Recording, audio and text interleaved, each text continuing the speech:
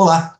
Esse programa Diálogos no Espaço Democrático vai tratar hoje das chamadas bandeiras identitárias, de raça, de gênero, etc., que têm gerado incontáveis polêmicas no Brasil e no mundo. Para alguns críticos, elas são apenas outra forma de luta pelo poder, de ocupação de espaços a partir de uma tribalização da sociedade. Será? Vamos conversar sobre isso com Carlos Sávio Gomes Teixeira. Doutor em Ciência Política pela USP, ele é professor associado do Departamento de Ciência Política da Universidade Federal Fluminense, onde coordena o Laboratório de Alternativas Institucionais.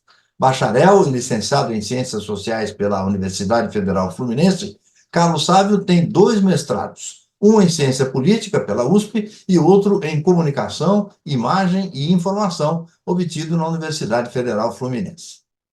Professor Carlos Sávio, obrigado por atender o nosso convite. Seja bem-vindo aqui ao Espaço Democrático. Boa tarde, Sérgio. Boa tarde, colegas. Rogério, Rubens. Participam também desse programa os cientistas políticos Rogério Schmitt e Rubens Figueiredo, consultores aqui do Espaço Democrático. Salve, meus amigos. Salve, salve. Boa tarde. Também estarão conosco o cientista social Túlio Kahn e a secretária nacional do PSD Mulher, Ivani Bosco, que enviaram perguntas por vídeo. Professor, o identitarismo tem sido pauta permanente na mídia. Põe permanente nisso. Dá para dizer que ele está monopolizando o debate? O identitarismo tem 2 dimensões, né? Uma dimensão, poderíamos chamar de intelectual, e uma dimensão política. Elas estão profundamente articuladas, integradas, né? E, falando um pouco primeiro dessa dimensão intelectual, eu diria que ela é resultado de uma degeneração pela qual vem passando, de maneira geral, a inteligência, né, contemporânea, né, o mundo intelectual ele vem passando por uma crise e que ela é vinculada de forma muito no campo, especialmente dos chamados progressistas, no campo da esquerda, onde o identitarismo é graça, né, onde ele dá realmente as caras hoje, né, onde, como você disse, monopoliza em grande parte o debate público. É resultado de uma crise, como eu dizia, que está vinculada a um duplo acontecimento, quer dizer, o desmoronamento do mundo socialista, né? Até os anos 90, a política do século XX foi organizada em torno de 2 polos, né? Um polo liberal capitalista e um polo socialista marxista. Esses polos tinham uma dimensão, por assim dizer, explicativa, né, da história, das sociedades, das culturas, e um programa político, né? No caso do polo liberal, o programa era o capitalismo e suas variações institucionais, né? Em torno do mercado, em torno da organização do Estado e tal. E no campo do marxismo, da esquerda, o programa era o socialismo barra comunismo. Isso, a partir dos anos 90, com o fim da União Soviética e depois a queda do Muro de Berlim, isso desapareceu do mapa. E esse campo, esse polo que eu chamo da esquerda, né, ficou desorientado. Quer dizer, tá, na minha opinião, na minha avaliação, está desorientado até hoje, né? E no vácuo dessa desorientação é que surgiu esse movimento chamado de identitarismo, que na verdade, não é uma corrente teórica, não é um movimento social, na minha avaliação, e de um parceiro e colega, Tiago Medeiros, a gente escreveu, inclusive, um texto bastante lido sobre isso, contra a mediocridade, contra o identitarismo, uma corrente de opinião. O identitarismo é uma corrente de opinião que, como você muito bem disse, Sérgio, vem monopolizando, né, o debate dos que se consideram progressistas, né, nos meios de comunicação de maneira geral, mas também nas mídias sociais e numa parte considerável da universidade, especialmente na área de ciências humanas, ciências sociais, e em outras áreas um pouco menos, mas também já tendo algum tipo de reverberação. E algumas ideias do identitarismo são ideias chaves, né, nesse processo de tentativa de monopolização do debate. 2 delas dizem respeito à maneira como os identitários se auto-definem, se auto-imaginam, enfim.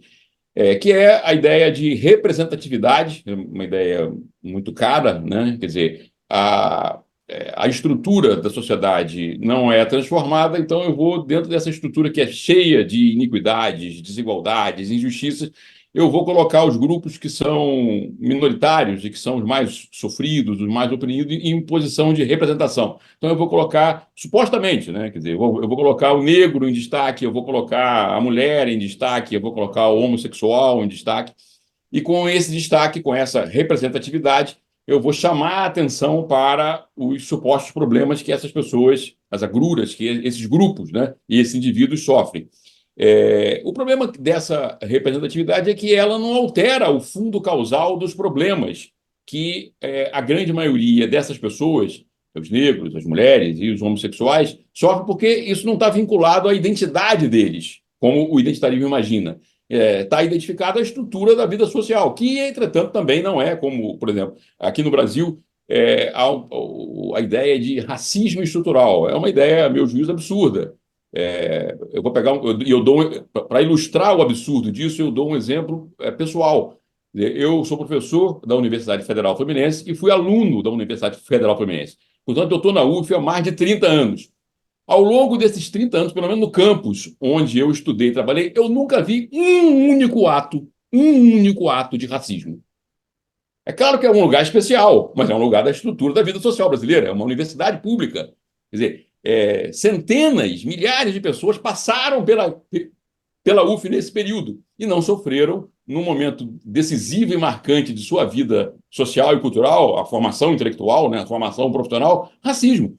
Com isso, eu não estou dizendo também que não exista racismo na sociedade brasileira. É claro que existe racismo na sociedade brasileira, mas ele não é estrutural, no sentido de que é um projeto, né, para manter de forma subalterna a mata de negros no Brasil. Então, esse tipo de questão ilustra, do ponto de vista intelectual, essa problemática do identitarismo.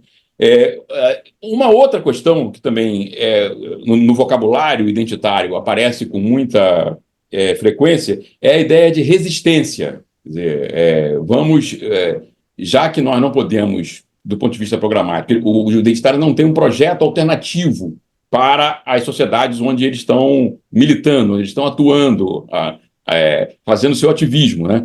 Então, quer dizer, é a ideia de representatividade de um lado, e a segunda ideia é a ideia de resistência. Vamos resistir, né? Resistir à dominação, resistir à opressão, que no vocabulário identitário são os grandes males das sociedades contemporâneas. Essa resistência, esse binômio, né, resistência e representatividade, joga por terra aquilo que sempre pautou tanto liberais como socialistas do ponto de vista programático, que é a transformação. Quer dizer, tanto liberais quanto progressistas, desde o século XIX, eles têm projetos para identificar primeiro os problemas, como a desigualdade social, por exemplo, e programas para enfrentar esses problemas estruturais, organizacionais, econômicos, políticos, sociais e culturais. Os identitários não. Os identitários têm um projeto de apontar o dedo, gritar, berrar desfalcado completamente de uma alternativa em relação a esses problemas que são identificados como problemas centrais. E aí há também um problema, um terceiro problema, né, que eu evoco, de natureza intelectual, e aí já passando para a dimensão política, que é a ligação dessas narrativas, né, conflitivistas, panconflitivistas, com o universo da política institucional e especialmente das políticas públicas, né? Então, quer dizer, para um identitário, de maneira geral, fazendo uma generalização, é como se o problema da saúde pública no Brasil, o problema da educação pública no Brasil, o problema da previdência social no Brasil, o problema tributário no Brasil tivesse vinculado com racismo, machismo e intolerância por gay. Todos esses problemas, evidentemente, que são problemas que a gente deve dar atenção. Mas, do ponto de vista das políticas públicas, são questões absolutamente secundárias. Quer dizer, os grandes problemas do Brasil, estruturais, não têm a ver com essas questões identitárias. Quer dizer, esse exemplo eu gosto sempre de usar porque ele é muito claro. Quer dizer, se nós não tivéssemos machismo no Brasil, A saúde pública do Brasil estaria da mesma forma, a educação pública no Brasil estaria com os mesmos problemas. Quer dizer, a previdência social estaria com os mesmos desafios. O problema tributário brasileiro estaria colocado da mesma maneira. Quer dizer, então, eu acho que, sendo muito direto, muito franco, o identitarismo é um desserviço ao debate público brasileiro. Quer dizer, não só brasileiro, quer dizer, mundial, né? Quer dizer, e é uma sequela dessa crise que eu falei inicialmente, né? Que eu identifico no pensamento contemporâneo, já bastante aguda, né? E cujas consequências políticas são esse desfocamento dos problemas reais e das discussões das suas alternativas, né? E ainda colateralmente, como nós temos observado em muitas democracias contemporâneas, e o Brasil é um desses laboratórios para esse aspecto que eu vou me referir agora, quer dizer, incentivando as chamadas guerras culturais, que tem sido o palco através do qual os extremos têm se digladiado na política contemporânea. Foi assim nos Estados Unidos, com a ascendência e a eleição, e agora o retorno do Donald Trump. Foi aqui no Brasil também, com a emergência e a instalação na vida pública brasileira do bolsonarismo, e em vários outros países democráticos, o identitarismo e suas pautas, e especialmente o seu modus operandi, tem sido a grande alavanca para a instrumentalização de guerras culturais, e essas guerras culturais viram, na verdade, um grande veículo para a ascensão dos extremistas. Na maioria das vezes, esses extremistas são de direita, como no caso dos Estados Unidos, do Brasil e em outros países democráticos contemporâneos. E isso tem uma implicação política muito grave, na minha avaliação, porque distorce ainda mais um dos grandes problemas políticos da modernidade, que é a relação entre minorias e maiorias. A minha tese, Sérgio e colegas, é de que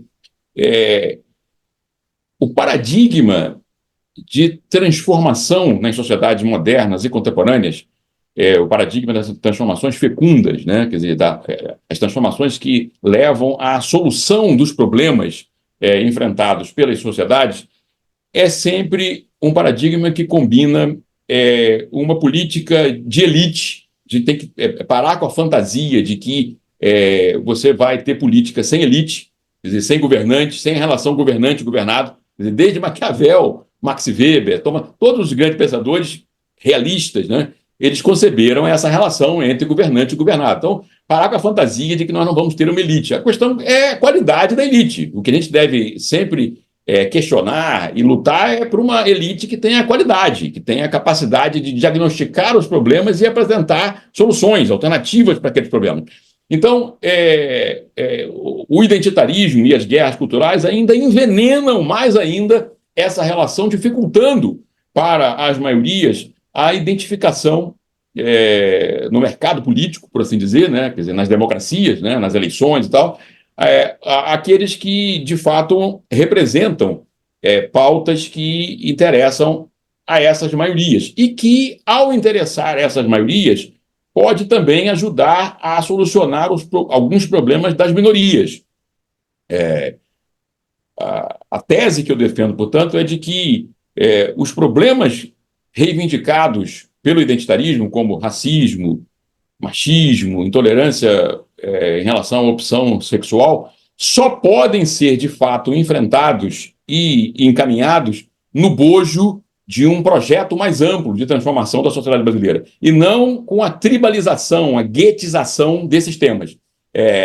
O identitarismo, na minha avaliação, portanto, presta, inclusive, um desserviço a essas pautas específicas, que têm o seu valor, têm o seu lugar, mas que a fecundação dessas pautas, no sentido de do encaminhamento dos problemas que elas trazem, só pode ser feito no bojo de um projeto mais amplo, um projeto universal, como foram os projetos dos liberais e dos socialistas clássicos.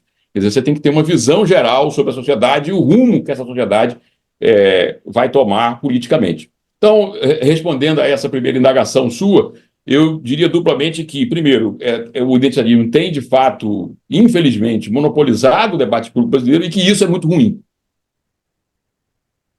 Perfeito.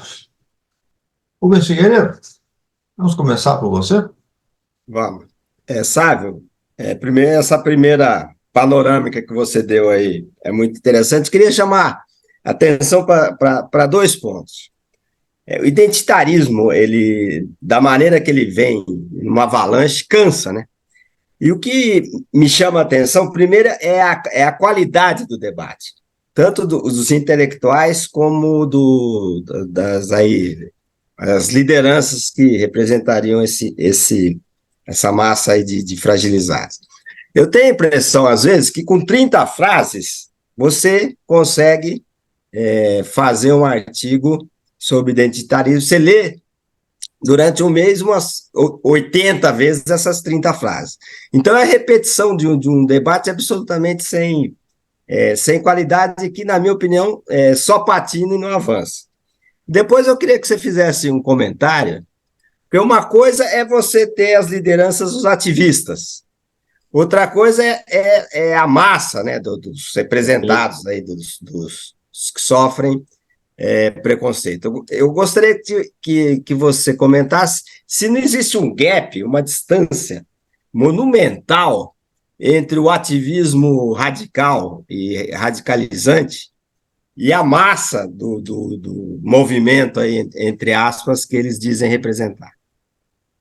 Perfeito, Rubem. Eu até escrevi aqui desconexão, entendeu? Mas você já, em grande medida, ao entabular a pergunta, já respondeu, né? Na medida em que o ponto central nesse aspecto que você falou é essa desconexão, esse gap entre a agenda dos identitários, né? Quer dizer, a maioria dos negros no Brasil não enxerga os seus principais problemas pela ótica identitária. Quer dizer, a maioria das mulheres brasileiras não enxerga os seus problemas, que são reais e graves, né, pela ótica das feministas. Então, isso, quer dizer, há uma desconexão, eu diria quase que completa, entre a agenda portanto, o diagnóstico e a terapia não existe, né? Mas o que seria uma suposta terapia, que é o panconflitivismo, né? E o que as pessoas, supostamente representadas, aspiram, desejam. Então, isso, do ponto de vista da ligação entre a dimensão intelectual e a dimensão política, esse é o traço mais característico, né, do identitarismo, não só no Brasil, mas no Brasil ainda é mais grave ainda do que em outros países, porque, para usar um termo de Darcy Ribeiro, o Brasil está com os seus intestinos à mostra. Quer dizer, a gente tem problemas assim que são problemas que outros países já encaminharam, né, há 50, 70 anos atrás. E nós não. Então, me parece uma charada, realmente, entendeu? Quer dizer, e aí entra um aspecto que eu tenho destacado, que também ilustra isso, que o principal contraponto hoje, concreto, ao identitarismo no Brasil são os movimentos neopentecostais evangélicos, né? Que, ao contrário dos identitários, têm uma conexão forte com a massa de negros, a massa de mulheres pobres, tem penetração social, tem um vocabulário que atrai essas pessoas, que eu particularmente sou crítico desse vocabulário, no sentido quer dizer, também não apresenta uma alternativa, não tem uma visão de Brasil e tal, mas pelo menos tem uma conexão. O que falta ao identitarismo sobra nos evangélicos neopentecostais, que é essa conexão com a massa pobre. E é uma conexão que tem dois resultados, na minha avaliação, e esses resultados eu diria que são positivos, né? O primeiro resultado é aquilo que eu chamaria de uma espécie de liberalismo para as massas. Quer dizer, o que a maioria das mulheres pobres e a maioria dos negros, mestiços e brancos pobres que frequentam essas igrejas evangélicas, eles recebem uma injeção moral, no sentido do seu soerguimento, da sua capacidade de autoconstrução, da melhoria da sua autoimagem, da sua estima, entendeu? Quer dizer, é um laboratório de lavagem moral para essas pessoas pobres, né? Talvez a única experiência delas, ou a primeira grande experiência delas, sem a humilhação e sem o bloqueio com outras instituições. Quer dizer, a massa pobre no Brasil tem uma experiência institucional de bloqueio e humilhação. Com esse universo das igrejas evangélicas, não. Eles são, de fato, recebidos ali, há estudos que mostram que não há instituição a empoderar mais as mulheres do que essas igrejas evangélicas, onde elas têm papel de destaque.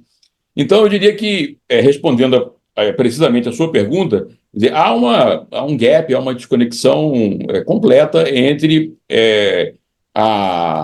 o imaginário identitário e das elites identitárias, né, que são pessoas da elite, né, elite intelectual, jornalista, professor, universitário e tal, mas que não se veem como elite, paradoxalmente, entendeu?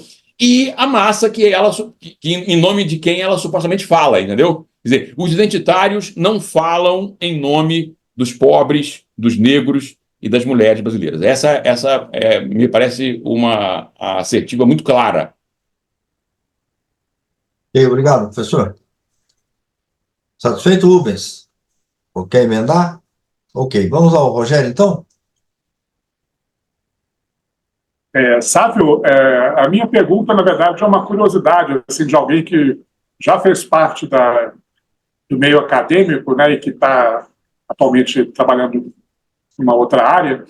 Como que esse tema do identitarismo tem sido abordado dentro da universidade, assim, nas diferentes áreas? Você mencionou aí essa ênfase dentro das ciências humanas, sociais, claro, né? Mas me parece também que o interesse por esse tema tem aumentado e tem surgido muitos estudos aí de diferentes perspectivas, né?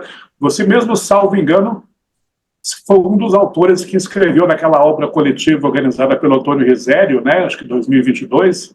Tá aqui, ó. Isso aí. Se eu não me engano, aí tem mais de 20 autores que escreveram sobre o tema, né? Será que dá para fazer rapidinho aí um panorama de como que esse tema está surgindo aí no meio acadêmico brasileiro? Perfeito. Ótima pergunta também, Rogério. Eu diria o seguinte, a maioria dos professores, pesquisadores, acadêmicos nas universidades brasileiras, a maioria deles torce o nariz, por assim dizer, para o identitarismo. O identitarismo, mesmo na área de ciências sociais e ciências humanas, eles não são majoritários. Eles são minoritários, quer dizer, na área de ciências sociais e ciências humanas é uma minoria ampliada, são numerosos, mas são muito violentos, né? Quer dizer, a política do cancelamento, a política da lacração, quer dizer, o achincalhamento público, quer dizer, isso as redes sociais ajudaram também, né? Quer dizer, são um meio que incentiva esse tipo de coisa, não é mais o contato face-to-face, né? Nós estamos separados pelo computador, então as pessoas ficam mais alvoroçadas para atacar, para criticar e tal.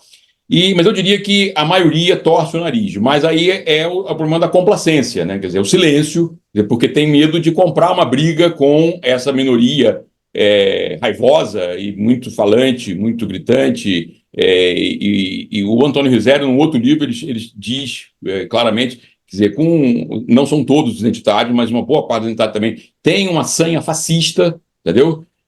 Então, a maioria dos acadêmicos ela não compartilha das teses identitárias, porque realmente muitas das teses identitárias são absurdas, mas ao mesmo tempo ficam num silêncio porque temem represálias, né? Quer dizer, temem. E aí tem a ver com personalidade. Então, eu diria que esse é o efeito mais nocivo dentro da academia dos resultados, né, dessa prática identitária que passou a vingar aqui no Brasil a partir dos anos 2000. Quer dizer, e é uma importação direta, né, e muitas vezes uma emulação em alguns temas, né, do tipo de identitarismo que se pratica, por exemplo, na academia dos Estados Unidos, né, com todos, inclusive com grande parte dos problemas que são encontrados lá. Tem um outro livro também muito interessante do cientista político Mark Lilla, já publicado aqui no Brasil, em que ele faz um relato muito realista e sensato a respeito daquilo que da natureza da influência do identitarismo no Partido Democrata americano e qual o peso disso na derrocada do Partido Democrata na eleição que sufragou Trump presidente, né? Então, é muito interessante porque tem a ver com a universidade. Ele diz que o Partido Democrata substituiu fundamentalmente as suas lideranças, por assim dizer, intelectuais, que eram ligadas ao mundo dos sindicatos e ao mundo do trabalho por lideranças ligadas ao mundo da universidade, entendeu? E que isso foi corrosivo, isso foi absolutamente terrível para a agenda propriamente dita do Partido Democrata, né? Porque passou a ter uma perspectiva que com Biden diminuiu um pouco, mas uma perspectiva identitária de homenagens, né, inócuas, segundo Lula, a essas minorias, e que foi progressivamente irritando as maiorias, na medida em que as maiorias nos Estados Unidos, especialmente a maioria de pobre branco, vinha sofrendo uma série de problemas econômicos, para os quais o Partido Democrata não tinha nenhuma resposta. O discurso deles era voltado para as minorias. O resultado foi que Donald Trump conseguiu arrebanhar, inclusive em muitos estados que historicamente eram ligados ao Partido Democrata, uma proporção enorme de eleitores. Então, eu diria isso, quer dizer, do ponto de vista do contexto universitário, o traço mais importante, mais relevante na minha avaliação a respeito do identitarismo é o silêncio complacente com que a maioria dos acadêmicos convive com o identitarismo, porque a maioria dos meus colegas na área de ciências sociais, por exemplo, considera o identitarismo um desvario, entendeu? Embora assim como eu, que todos nós aqui, os temas que o identitarismo querem representar e tal, eles são temas importantes, são temas relevantes. A maneira pela qual o identitarismo faz é que torna esses temas absurdos, né? Quer dizer, absolutamente inconsequentes. Então, do ponto de vista universitário, esse me parece ser o quadro, entendeu? Agora, vem havendo, e aí o livro do Risério e outras vozes, né, vem se insurgindo crescentemente, porque aí é uma questão de dialética, né? Quer dizer, como o identitarismo ele começa mais ou menos no final dos anos 90, início dos anos 2000. E aí vai, quer dizer, a década de 2010 é a década onde ele experimenta uma espécie de consolidação e aquilo que o Sérgio falou, um monopólio, né? Aí a reação também passou a aumentar. Quer dizer, você hoje vê muitos críticos da perspectiva identitária, né? Tem também um ensaísta aqui do Rio, Francisco Bosco, inclusive filho do João Bosco, artista, ele tem escrito textos, ensaios, um deles muito interessante, que eu recomendo para os nossos telespectadores aqui, que é A Vítima Tem Sempre Razão. Isso, olha, o Rubens está mostrando aí a capa do livro. É um livro espetacular, assim, muito bem escrito, muito leve, o grande público pode ter acesso.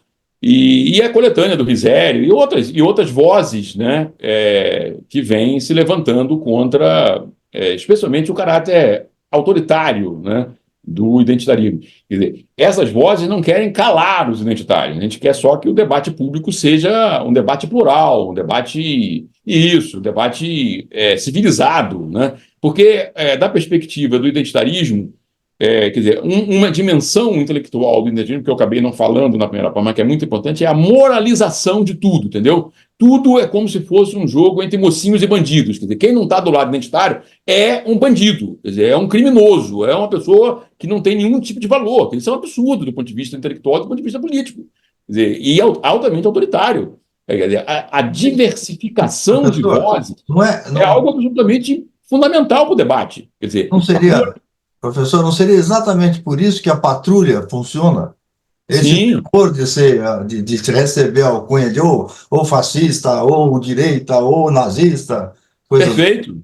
Perfeito, Sérgio. É exatamente isso, quer dizer. E isso antes de tudo, é um empobrecimento incrível, entendeu? Quer dizer, um empobrecimento do debate geral e o empobrecimento da discussão das alternativas, né, em relação aos vários problemas que são colocados. Quer dizer, é uma coisa terrível do ponto de vista intelectual e do ponto de vista político, né? E eu não vou me furtar a dizer, não, eu falo isso com tristeza porque eu tenho muitos colegas e alguns até amigos que são ligados a partidos políticos que dão guarida a isso. O mais estridente partido político da guarida é o PSOL, que nasceu de uma sequela do PT, inclusive se dizendo um partido do socialismo, da liberdade, e dar vazão a esse tipo de prática, quer dizer, absolutamente antidemocrática no debate público e nas universidades, então, e no jornalismo e tal. Então, eu acho que a tendência agora, entretanto, e eu vejo isso não só no Brasil, mas no mundo inteiro, é de uma reação crescente no plano intelectual, né, a essa perspectiva identitária, entendeu? Ela me parece, ela ainda tem, ainda vai fogo para queimar um pouco ainda, mas ela já vai começar a entrar em decomposição, em declínio, entendeu? Porque as suas bases são muito frágeis. Ação e reação, o efeito contrário começa a se Perfeito. manifestar. Professor, vamos ver agora a pergunta que nos foi enviada pela nossa senadora suplente e também secretária nacional do PSD Mulher, a Ivani Bosco. Boa tarde. Um prazer recebê-lo aqui no Espaço Democrático e ouvi-lo. Tenho incentivado as mulheres a participarem da política, do associativismo e do empreendedorismo. Apesar de eu defender todas essas pautas, eu não apoio atitudes radicais, sou contra isso. Então, a minha pergunta para o senhor é a seguinte: qual a medida certa para defender o identitarismo de tal maneira que o individual não prejudique o coletivo? Qual o acerto deste termômetro para que não se estimule, de alguma forma, as polaridades entre o grupo e a coletividade? Obrigada. Eu diria que um dos temas que a doutora fez referência na fala dela é fundamental, que é a questão do empreendedorismo no Brasil. Quer dizer, o Brasil é um dos países no mundo que lidera nessa seara, né, a seara do empreendimento, e o papel das mulheres nisso, em vários ramos de negócio e tal, assume também uma proeminência, né? Então, a qualificação, né, quer dizer, desse universo feminino para o empreendedorismo é, por si só, do ponto de vista da agenda, um recurso que já ajuda a soerguer essas mulheres, né? Quer dizer, a empoderá-las, né? E, segundo, quer dizer, mudar, em grande medida, a lógica da economia brasileira, no sentido mais amplo, né, para a facilitação de pequenos e médios empreendimentos, né? A maioria dos trabalhadores brasileiros, hoje, economicamente ativo, se situam no universo onde operam as micro, pequenas e médias empresas. Quer dizer, é nesse espaço, primordialmente, onde o caminho para o empoderamento das mulheres deve se dar. Então, mudanças na legislação, mudanças institucionais que propiciem esse casamento, né, entre a qualificação da mulher e a abertura de espaço econômico para as suas iniciativas, os seus empreendimentos, me parece ser a principal ação a diminuir, né, o gap entre a posição relativa da mulher no mercado de trabalho brasileiro, de maneira geral, nacional brasileira, e os homens. Eu acho que esse tipo de iniciativa é muito mais consequente e produtiva do que o discurso raivoso e avinagrado contra o machismo, que existe e que deve ser combatido, evidentemente. Mas as ações práticas institucionais são mais importantes do que esse discurso, como eu disse, raivoso, de que o homem é culpado de todos os problemas das mulheres, né? Perfeito, professor. A próxima pergunta veio do nosso cientista social, especialista em segurança, que é o Túlio Kahn. Vamos ouvir. Professor Sávio, prazer tê-lo aqui conosco. Eu vi recentemente uma entrevista sua na Folha de São Paulo, falando sobre o crescimento dos evangélicos nas últimas décadas e como eles têm obtido representação no Congresso mas que eles não teriam um projeto de nação, né? Então me pergunto hoje em dia que grupo tem esse projeto de nação, né? Porque a gente vê também o crescimento de outras bancadas, né? Bancada da bala, bancada dos agricultores, enfim. Que grupo social hoje tem esse projeto? Os empresários têm? Os agricultores? Os partidos políticos? Da onde que viria esse projeto de nação, né, que nós já tivemos no passado? Muito obrigado. O professor Túlio, ele faz uma pergunta se referindo a uma intervenção que eu fiz algumas semanas atrás, no Instituto de Estudos Avançados da USP, em que eu fiz uma palestra intitulada O Brasil Inteiro, né? Diversidade e cooperação. E nessa palestra eu fiz um conjunto de observações sobre os evangélicos neopentecostais, que são o acontecimento social e sociológico mais importante do Brasil nas últimas 4 décadas, né? A ascensão desses evangélicos, que no início dos anos 80 eram menos de 10% da população brasileira e hoje perfaz mais de 35%, e as projeções são que em 2050 eles vão ultrapassar os católicos, né? Então, eu dizia que esses evangélicos neopentecostais, a despeito dessa revolução, né, silenciosa que vem levando a cabo na sociedade brasileira, eles não tinham uma visão, um projeto, nem um diagnóstico relativamente confuso a respeito dos problemas do Brasil. Eles têm uma agenda, uma pauta de valorização, que, a meu juízo, é muito alvissareira e importante, que é a valorização da família e do trabalho, quer dizer, uma ética da autoconstrução individual. Isso tudo é muito positivo dos evangélicos. Mas o que é negativo é justamente que eles não têm uma visão de como instrumentalizar esses ideais na sociedade brasileira, quer dizer, como transformar a sociedade brasileira para que essa sociedade brasileira seja uma sociedade de valorização da família e de valorização do trabalho, quer dizer, portanto, um projeto moral e um projeto econômico. Eles não têm isso, entendeu? O professor Túlio perguntou, muito corretamente, concordando com essa asserção, mas dizendo o seguinte: quem é que tem hoje no Brasil um projeto nacional? Como você corretamente diz que os evangélicos não têm. Quer dizer, então, eu concordo com o professor Túlio, quer dizer, um dos problemas principais do Brasil hoje, na minha avaliação, a despeito do problema da desigualdade, do problema da miséria, do problema da corrupção, todos esses são problemas reais, graves que nós temos. Mas o principal problema do Brasil é uma espécie de rebaixamento de expectativas nacionais. O professor Kahn fez referência que, em outros momentos históricos, nós tivemos no Brasil contraditórios, problemáticos, mas nós tivemos projetos nacionais. Quer dizer, foi assim, eu disse isso também na palestra, com o período de Getúlio Vargas, de 30, o trabalhismo histórico brasileiro, de 1930 a 1964, e foi também, a despeito das críticas que devemos fazer ao regime militar, à ditadura militar, mas ali também tinha um projeto de nação, que pode ser criticado por as suas consequências e tal. Na nova república nós perdemos isso. Quer dizer, nós temos algumas políticas exitosas, mas políticas setoriais desconectadas de um projeto que seja capaz, inclusive, de potencializar esses avanços parciais que tivemos, por exemplo, no campo da educação.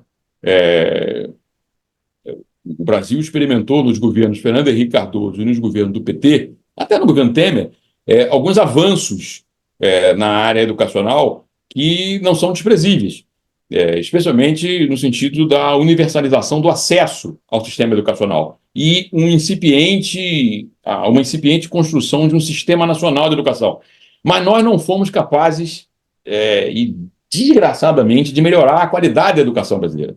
Todo ano que tem aquelas provas internacionais, aquele negócio todo, que é um vexame atrás de vexame, entendeu? A educação brasileira não capacita a maioria dos jovens brasileiros para o mercado de trabalho e para a cidadania. Quer dizer, então, nós temos um grave problema e que, a meu juízo, esse problema só pode ser resolvido no bojo de um projeto nacional, quer dizer, um projeto nacional de desenvolvimento, de uma reorientação do país, né? E, para isso, é necessário, respondendo por último ao professor Kahn, que nós enfrentemos 2 problemas graves, a meu juízo, do ponto de vista institucional, que estão na base, que são o fundo causal da desigualdade, da pobreza, da miséria, da falta de recursos para a saúde, da falta de recursos para a educação, falta de recursos para a previdência social, que é o problema do rentismo e do corporativismo. Quer dizer, nós temos o problema eu gosto sempre de falar isso para meus alunos, porque aí sai da abstração conceitual. Entendeu? O problema do rentismo e o problema do corporativismo são vinculados ao Tesouro Nacional. O que é o Tesouro? O Tesouro é onde todo o dinheiro que o Estado brasileiro arrecada ele vai para o Tesouro. E depois é como que ele é gasto. Então, quer dizer, nós temos uma quantidade enorme de recursos gastos com juros de serviço da dívida, agora interna. 5 mil famílias brasileiras ganham uma espécie de bolsa ricaço no Brasil. Isso não pode ser naturalizado, isso não pode ser normalizado. E funcionário público. Quer dizer, nós temos uma série de carreiras, especialmente ligadas ao judiciário, que drenam uma parte incrível dos recursos. E as aposentadorias de militares, que isso é um absurdo. Quer dizer, não tem recurso para a saúde, não tem recurso para a educação, vão para esses lugares. Quer dizer, vão para o bolso dos ricaços, através do rentismo, e para o bolso de funcionário público, que inclusive presta péssimo serviço. A justiça brasileira é uma das piores do mundo. É uma das mais caras e uma das piores do mundo.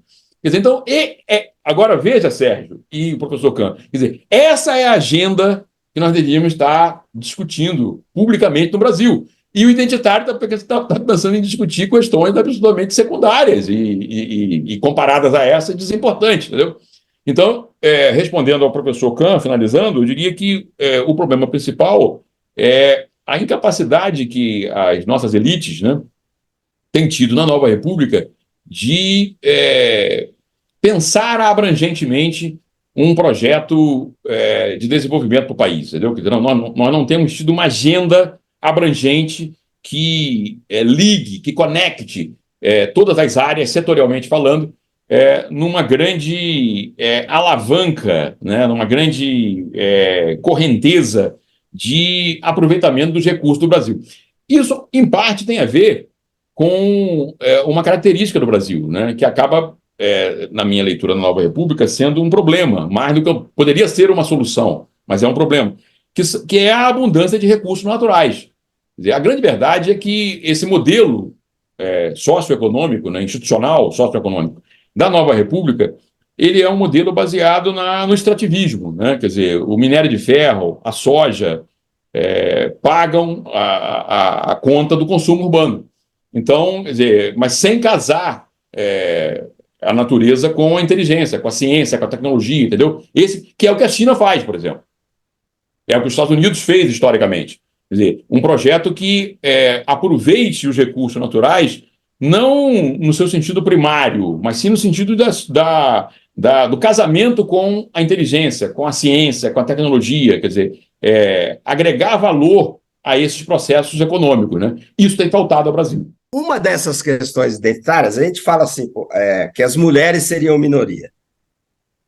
Primeiro que não são minoria nem do ponto de vista quantitativo, não são mais. E se a gente qualificar, as mulheres com mais de 25 anos são bem mais escolarizadas que os homens, segundo esse último IBGE. Elas já são maioria nas áreas de medicina e de direito, que seriam aí, vamos dizer, duas áreas bastante nobres aí da nossa vida profissional. E esse radicalismo é um radicalismo que joga metade de uma sociedade contra a outra. Você não acha que falta uma liderança, porque você tem 300 lideranças feministas, mas não tem uma referência que fale com bom senso pelo lado masculino. Você não vê um total desequilíbrio nessa diferença? Perfeito, Rubem, novamente. Eu acho muito, muito apropriado esse seu comentário. Eu vou ilustrá-lo também, a dramaticidade do que você falou, né? Quer dizer, que é o contraste entre os impressionantes avanços que as mulheres experimentaram na sociedade brasileira, mas na sociedade contemporânea, né, de maneira geral, soldado, quer dizer, nas universidades elas são maioria nas graduações, entendeu? Quer dizer, já há um bom tempo. Mas eu vou ilustrar, eu gosto sempre também de ilustrar isso a partir de uma experiência que todos nós temos, essa experiência, quer dizer, a vida da minha avó, querida avó, a vida da minha mãe, a vida da minha esposa e a vida da minha filha. são radicalmente diferentes em termos de expectativas, em termos de aspirações e em termos de realidade. Quer dizer, o que minha avó experimentou é completamente diferente já do que minha mãe experimentou. Inclusive, minha mãe votava aqui no Rio de Janeiro um senador chamado Nelson Carneiro, porque ele foi o senador do divórcio. Isso nos anos 70, entendeu? Minha mãe se divorciou do meu pai e casou novamente. Então, quer dizer, um conjunto de aberturas, né? E a minha esposa hoje, quer dizer, uma vida também sobre todos os aspectos, aspecto econômico, aspecto moral, aspecto cultural, social, diferente da minha mãe, entendeu? E minha filha, que tem 9 anos de idade, a Dacinha, também já vai ter, já está tendo e vai ter um conjunto de experiências na vida brasileira muito diferente da minha esposa, entendeu? E o discurso feminista identitário é como se nada disso, como se isso que a gente está falando não existisse. Isso fosse uma ficção, que as mulheres são em bloco, unitariamente, humilhadas, esmagadas, que o machismo, quer dizer, é um negócio assim completamente desvairado, um negócio quer dizer, é um virar de costas para a realidade, entendeu? Não estou dizendo que não tem machismo, não estou dizendo que com todos esses avanços as mulheres não enfrentam problema. É claro que enfrentam problema. Como nós também, homens, enfrentamos uma série de problemas. Quer dizer, a questão é olhar para isso de forma realista, primeiro, reconhecendo os avanços enormes que tivemos. Benditos avanços, porque a diversidade realmente é uma coisa proveitosa institucionalmente, quer dizer, você ter variedade de pessoas, variedade de personalidade, variedade de pensamento no mesmo espaço é um ganho, isso não é um problema. Então, quer dizer, a participação da mulher na vida pública brasileira é algo altamente positivo e alvissareiro, mas, ao mesmo tempo, ser capaz de reconhecer esses avanços e os efeitos dele, né? Como os que você fez menção e em uma série de outras áreas, quer dizer, nas artes, quer dizer, as mulheres, a centralidade das telenovelas no Brasil, quer dizer, uma série de domínios da vida nacional, a participação e a posição da mulher é igual, quando não superior, à dos homens, entendeu? Esse movimento identitário feminista não reconhece nada disso, quer dizer, então do ponto de vista intelectual, uma fraude, e do ponto de vista político, uma coisa altamente negativa, porque acaba não aproveitando essas experiências exitosas, essas experiências vitoriosas, para ensejar mais avanços, né? Porque ainda há, especialmente nas camadas mais populares, é necessário ter mais avanços que atinjam as mulheres, né? Porque elas ainda são vítimas ainda de problemas. Ali sim, nesse universo, tem problema, como, por exemplo, a violência doméstica, que vem sendo, a legislação brasileira é uma das legislações mais avançadas no combate à violência doméstica. O discurso identitário feminista é como se nada disso acontecesse, entendeu? É como se fosse que o Talibã governasse culturalmente o Brasil. Quer dizer, é um negócio completamente doido, entendeu? Então, essa é a minha avaliação. Professor, esse tema é tão polêmico quanto apaixonante. Daria para a gente ficar aqui horas conversando sobre ele, mas o tempo é implacável. Então, eu queria encerrar o programa por aqui, deixando um espaço para o seu recado final para os nossos espectadores. Eu queria só, primeiro, agradecer o convite, né, para conversar com vocês e parabenizá-los por esse espaço, né? Quer dizer, o nome do programa é Espaço Democrático. Eu acho que quer dizer, não há solução para os problemas políticos que nós estamos vivendo no Brasil hoje, a polarização, tudo isso, sem política. Quer dizer, o recado é esse, quer dizer, não há alternativa que substitua a política. E política é diálogo, é contraposição de ideias, é pluralidade. Eu não quero cancelar os identitários, entendeu? Eu quero só ter uma discussão aberta, clara, franca com os identitários e com todos os outros grupos intelectuais e políticos, entendeu? Então, a mensagem é essa, a mensagem é de insistirmos no debate democrático, no debate plural, e qualificado, né, de ideias, de argumentos. Quer dizer, o argumento é que é o mais importante, e não a lacração moral, entendeu? Apontar dedo, acusar, isso não vai fazer o Brasil avançar em nenhuma área. Professor Carlos Sávio, muito obrigado pela gentileza de nos atender aqui. Agradeço ao Rogério e ao Rubens também pela gentileza de participar aqui desta nossa conversa. E mais, como eu digo sempre, agradeço a você que acompanhou esse programa até aqui. Muito obrigado. Até o próximo Diálogo no Espaço Democrático.